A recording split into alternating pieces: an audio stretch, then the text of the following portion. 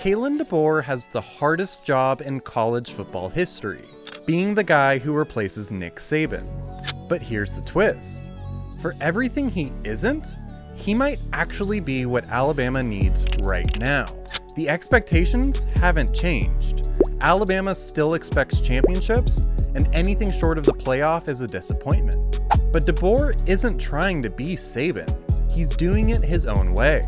My name is Zach. Welcome to the Sports Corner at Choose Adventure Media, and in today's video, we're breaking down why, after a full season in Tuscaloosa, there's already a real argument that Kalen DeBoer is the right guy for this moment. Let's get into it.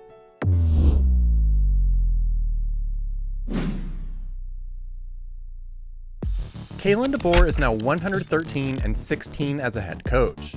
That includes a 9-4 record in year one at Alabama, a season where he took over a transitioning roster, a completely new staff, and sky-high expectations.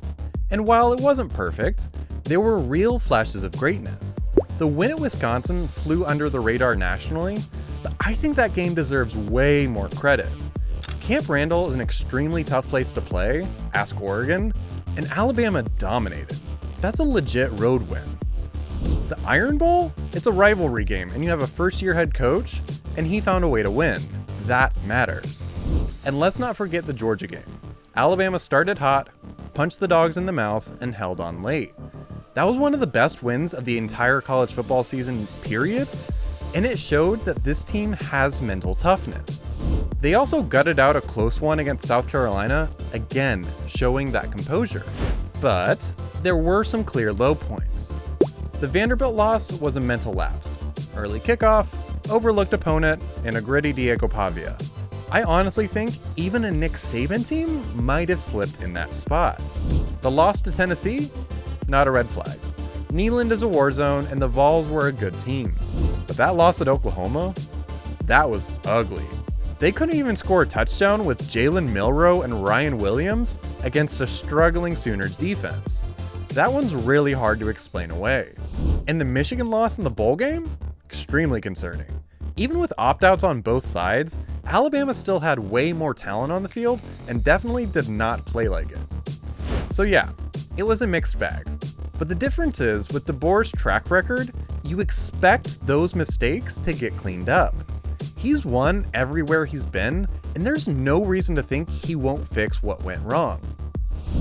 Let's be honest, Nick Saban didn't just retire. He left a crater in Tuscaloosa, and DeBoer had to clean it up. The roster turnover was intense. Caleb Downs, the best defensive player in the entire country, transferred to Ohio State. Julian Sayin, a 5-star quarterback and potential future star, also bolted for the Buckeyes. Isaiah Bond transferred to Texas and helped them make the playoff. Seth McLaughlin transferred to Ohio State and won the Remington Award for the best interior offensive lineman. Trey Amos went to Ole Miss and became an early round NFL draft pick. Des Ricks transferred to Texas A&M. Even Ryan Williams decommitted before eventually signing with the Tide. It was an exodus, and yet DeBoer held the core together.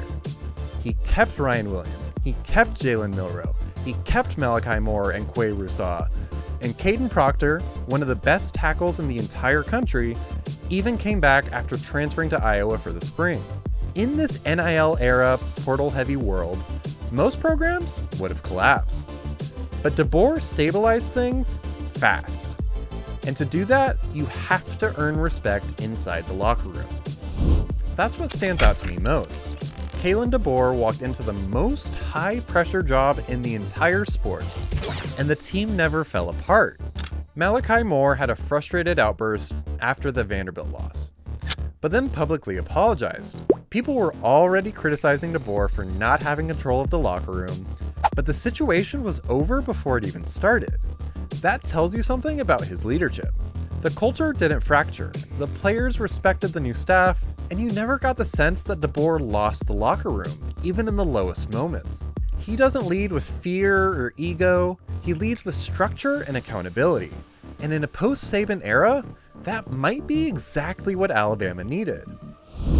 The biggest critique I hear about DeBoer, and really any coach from outside the region, is this idea that he can't recruit the South.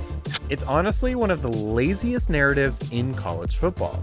He's from the Midwest, he coached in the Pac-12, and people assume he won't be able to connect with Southern players and their families. But guess what?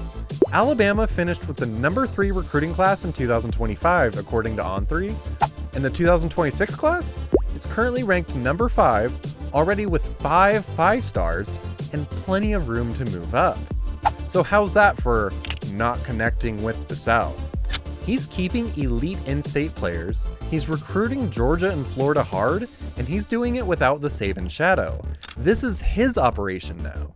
I originally grew up in Florida, but now I live in Oregon, so I totally see the discrepancy between Southern football and everywhere else. The South loves football, but it's also territorial. Outsiders have to prove themselves, but when they do, they get accepted as one of their own.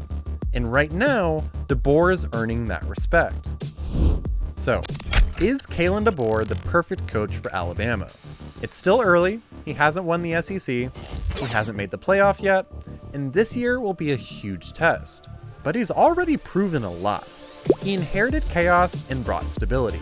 He lost a ton of NFL talent and still won big games. He was doubted as a recruiter and just landed a top 3 class.